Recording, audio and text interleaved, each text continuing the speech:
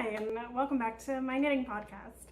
I know it's been a little while, but I do have a lot to share, and I'm excited to talk about some of the projects I've been working on over the last few months and some of my plans for the upcoming season. It is late summer, just beginning to feel a little bit like fall here in Massachusetts, and I'm excited for the next few months and some of the plans I have, so let's dive into it. So I think the last time that I left off, I had just begun on my Agnete cardigan by PetiteKnit, which is now finished and I've been wearing for probably a couple of months now at this point. I am so happy with this garment.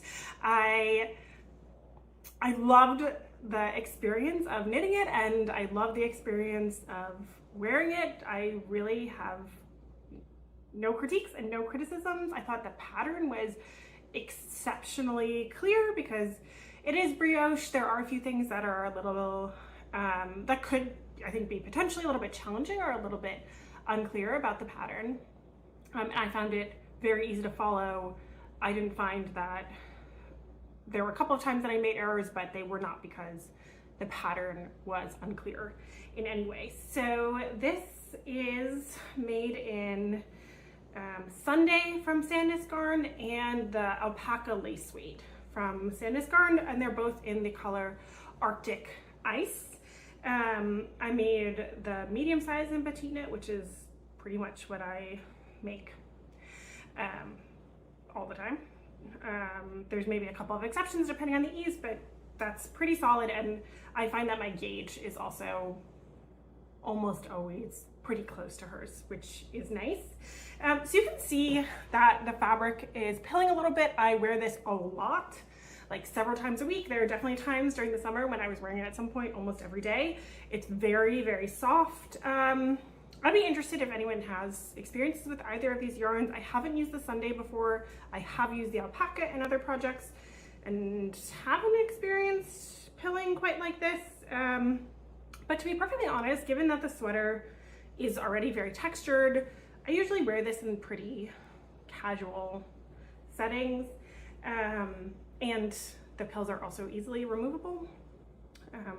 With my gleaner that I have, it doesn't bother me, even though I usually am a bit picky about it. I think, you know, it's a style of cardigan that works well with this sort of more soft, luxurious feeling yarn, and honestly, it was just a total joy to knit. It did get a little bit like by the end of the body, I was starting to feel like I was ready to be done, but I think that's pretty normal.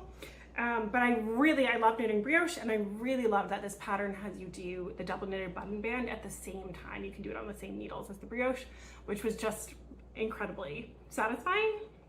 So I made this almost exactly the pattern. I did lengthen it by adding a couple of centimeters in between the buttonholes. That's I'd say the only downside is you really have to plan ahead for the length. She gives you some indications in the pattern where to do that, but because you're knitting the button band and the buttonholes along with the body of the cardigan, you really need to be planning ahead in terms of what you think the length is going to be. So it is a bit cropped on me, which again, I don't mind. I think it looks nice. It's a nice length for the style that it is. But I did add a little bit, I want to say maybe 2 to 3 centimeters, like 1 centimeter in between each of the buttons. If I made this again, I wanted it to be more of a full length cardigan, I probably would have just gone for an extra buttonhole and just make 5 buttons instead of 4. The buttons that I used here are from Pigeon Wishes. I got them from the Etsy shop that they have online. I love them. They were sort of part of my vision for the cardigan, and I think they're really cool and really unique. And then the only other modification that I made to this was I did buttonholes without breaking the yarn. Ever since learning that technique for double knitting, I will never go back. I love having no ends to weave in. I love how clean it looks. It just is totally revolutionary for me, although we will get to in a second how that tripped me up in one of my other projects, but it was resolved, it's fine. So I did do buttonholes without breaking the yarn. It was a little more, just took a little bit more thought. than it would with an applied double knitted button band, because you are knitting like across the whole cardigan and then back. So I have put in my Ravelry notes just a description of how I adapted those instructions and how I did it for a cardigan where you're knitting the button band with the body of the cardigan. But I'm so happy with it. I wear it all the time. I think the style is really sophisticated, really timeless. It goes with so many things, and I'm really, really happy with it. And the next big project that I finished, so we'll go chronologically, I will get to what I'm wearing. The next big project that I finished, this one's pretty straightforward. It's another PetiteKnit pattern, and this is the Melange sweater Man, which I made for my husband.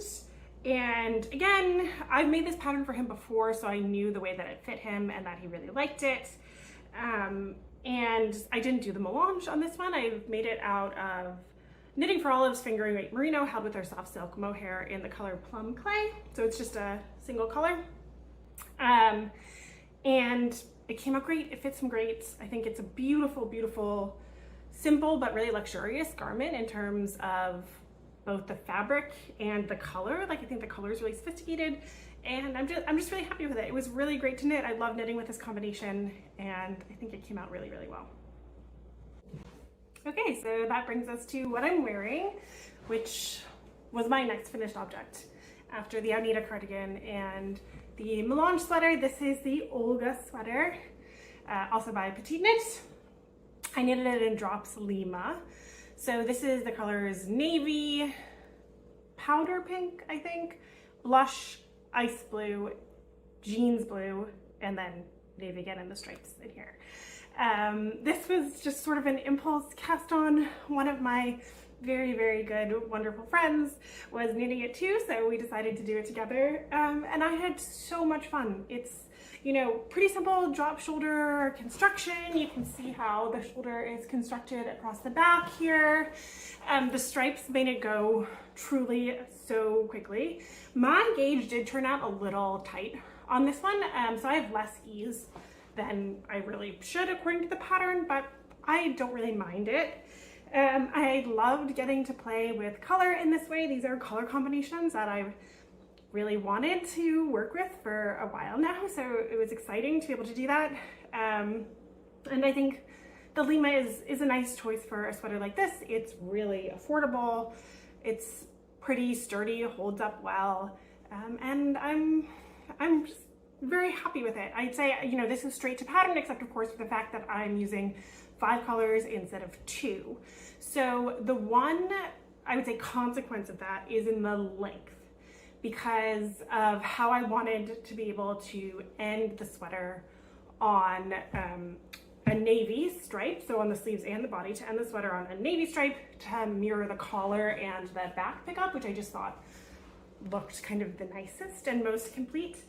And so the consequence of that is it is a bit cropped. It's definitely more cropped than any of my other sweaters. I'll stand up so you can see. So basically I had to choose whether I was going to end it here or do another chunk of stripes and have it be like a sort of hip length sweater. And I decided, for reasons both of, I was impatient to have it done, and I thought it would just be sort of style-wise, maybe a little bit more versatile and wearable.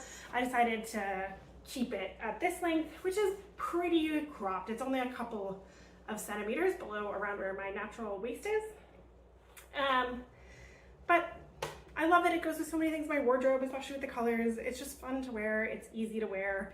And I also really enjoy making it.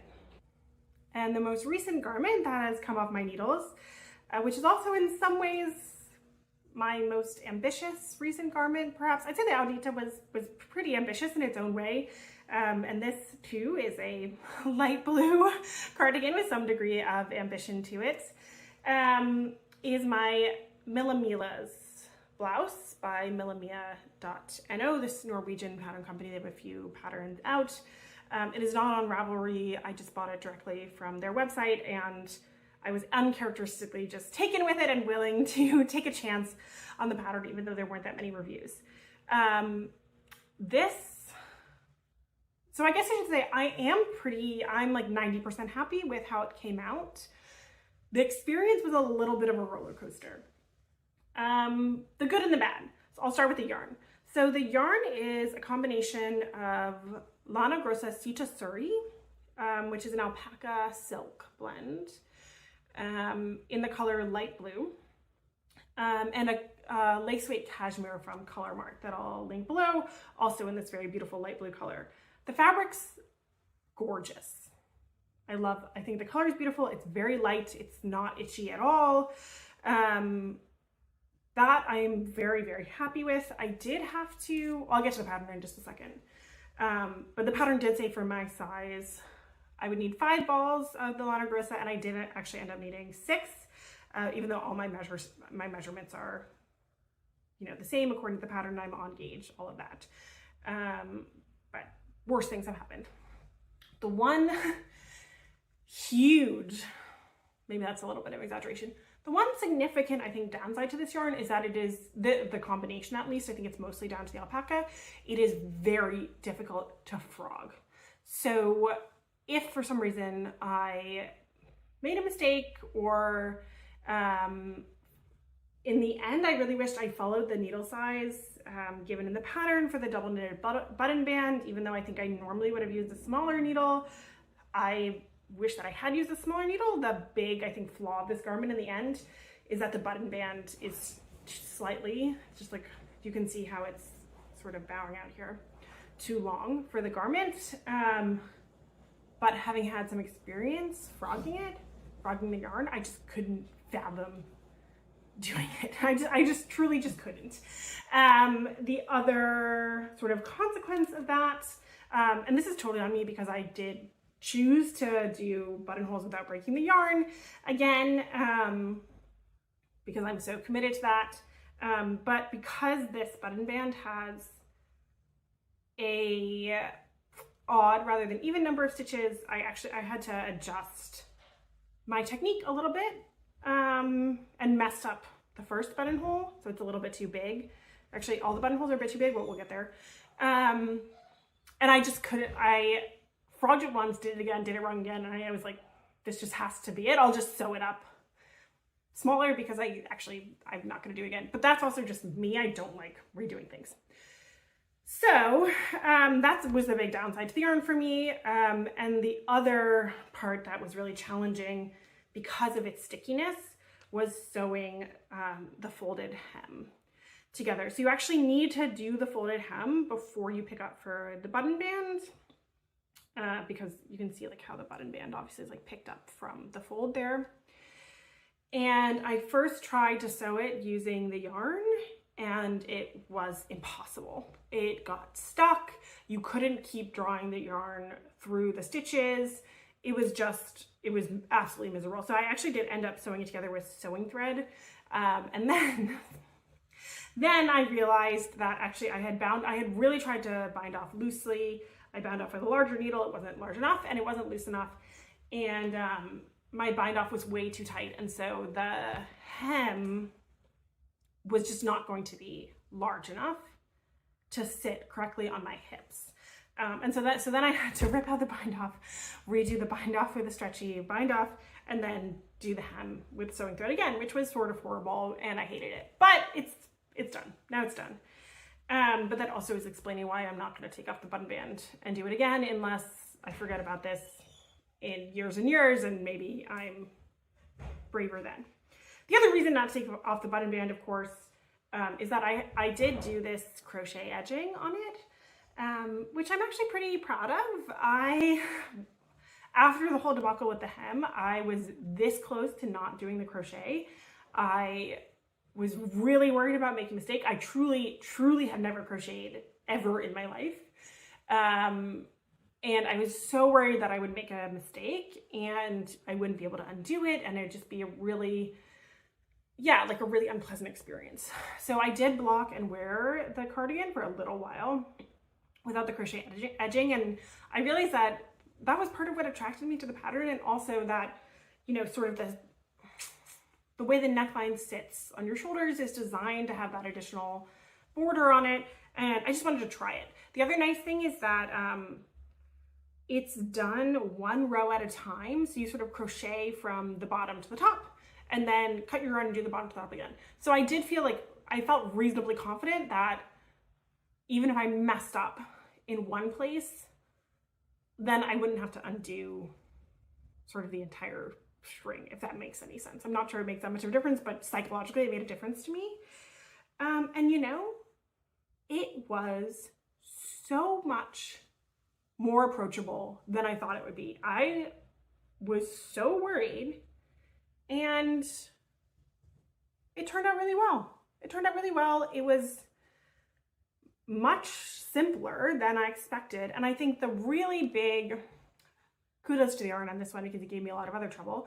But the big advantage is it's a fluffy yarn in this, you know, lace motif that has a lot of kind of knots and holes. And I know that I made a couple of mistakes, like I have too many double crochets on this one because I wasn't counting correctly.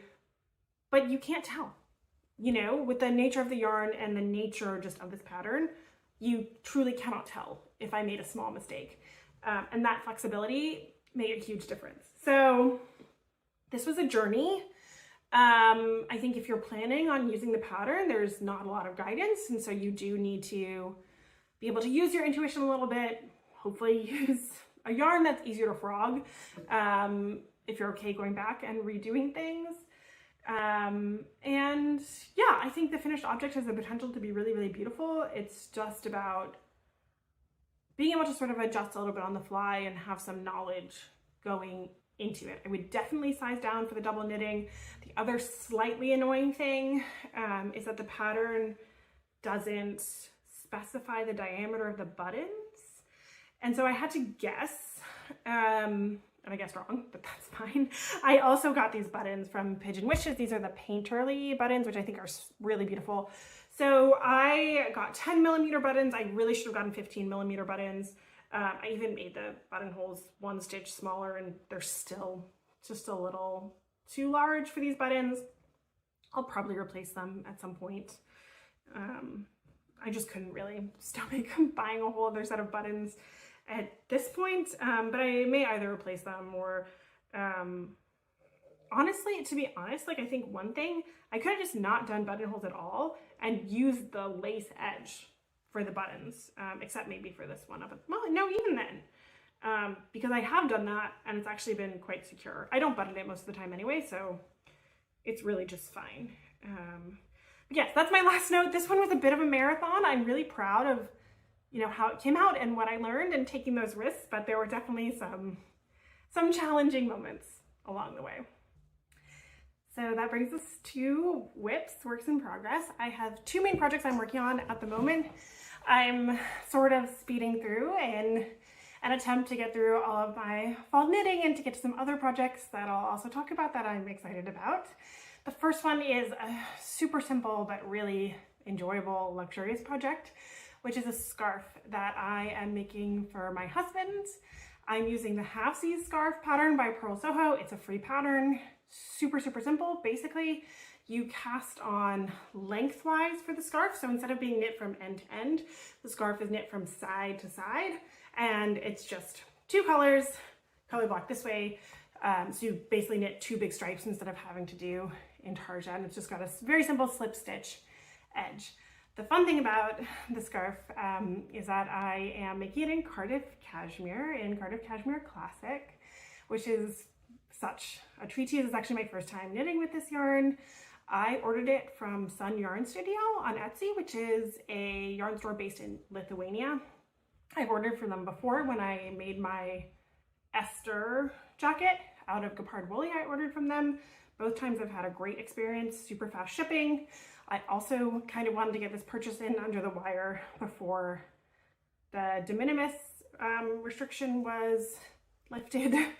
And it just is phenomenally cheaper to buy Cardiff Cashmere abroad than it is in the US. So while it did end up being a relatively expensive purchase, it was very reasonable compared to either buying the Purl Soho Cashmere or to buying Cardiff Cashmere from a stockist in the US. It's very simple. There's not a ton to show. I am doing it in these two colors, Nero, the black, and this is called Czar. It's color 666, and it is a very bright, it's not showing up quite as bright as it is, I think, in real life. That's a little bit better. A very like beautiful bright blue.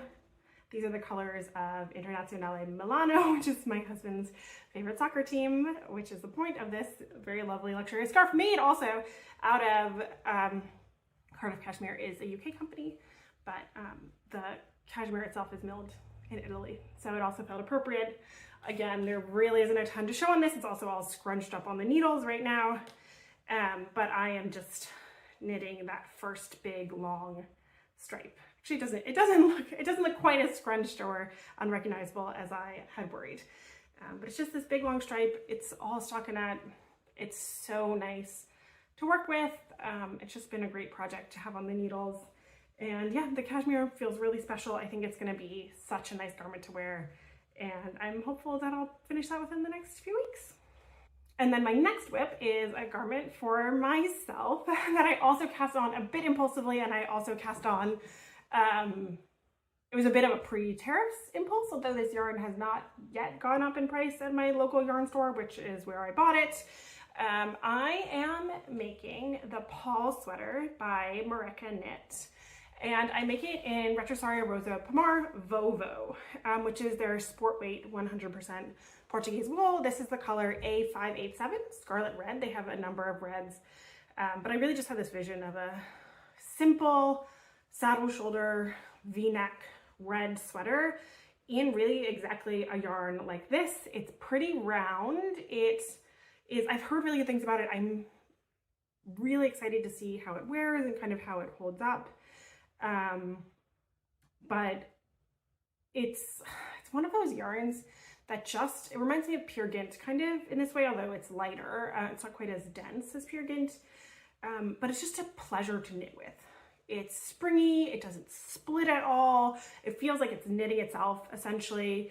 It feels like it makes your tension just look really, really good. I don't need to worry about where I'm picking up stitches, if there's gonna be, you know, weird tension issues or gaps. It just makes your garment look so nice and is so great for a stockinette project like this, where I really want it to be, you know, durable and hard wearing, but also to be, I don't know, to look sort of high end and a bit fashionable, and to be a real wardrobe staple in that sense. So I'm loving the experience of knitting with it, and I'm really excited.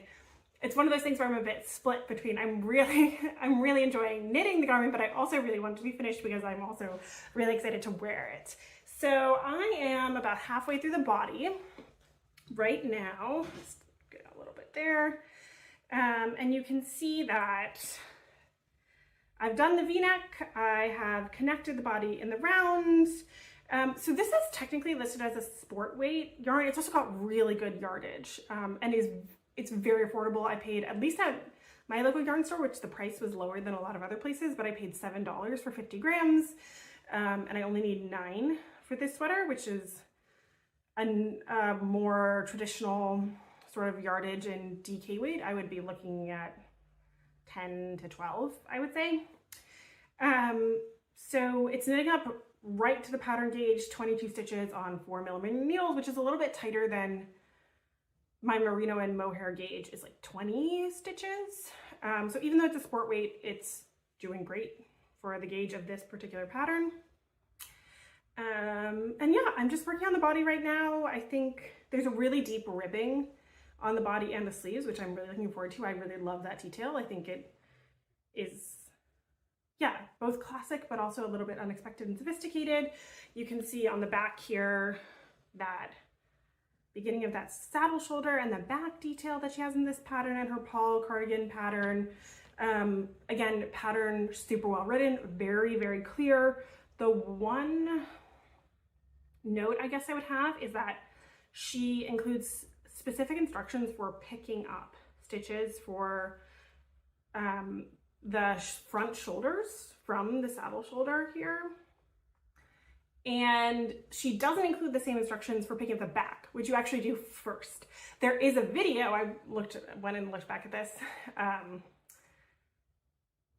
after I'd already picked up the back. There is a video where she does it in the video, but she doesn't write in the pattern, and I didn't look at the video because it's pretty straightforward to pick up stitches for the back. I don't think it's going to be a big deal. I made sort of the dubious decision to do the front as I had done the back, as opposed to doing it the way the pattern said, which may not have been the right decision. But I've already experimented a little bit with what it might look like to pick up the stitches for the sleeve, and I think it will probably still look pretty neat. But she does have a very thoughtful way of doing the pickup, doing the pickup for the shoulder and then the sleeve, and then a couple little things that she does to make it look as neat as possible. But otherwise, it's a very straightforward pattern, and I think is going to make a really beautiful garment that I'm excited about knitting, and I am excited about wearing. Okay, so that brings us to plans and acquisitions. I have one really exciting, to me at least, yarn that I picked up over the summer when I was in Montreal. And I also have a really exciting plan for it, part of why I'm sort of speeding through my current projects. This is, I've got one of the cakes here. They wound it up for me in the store, which is really lovely.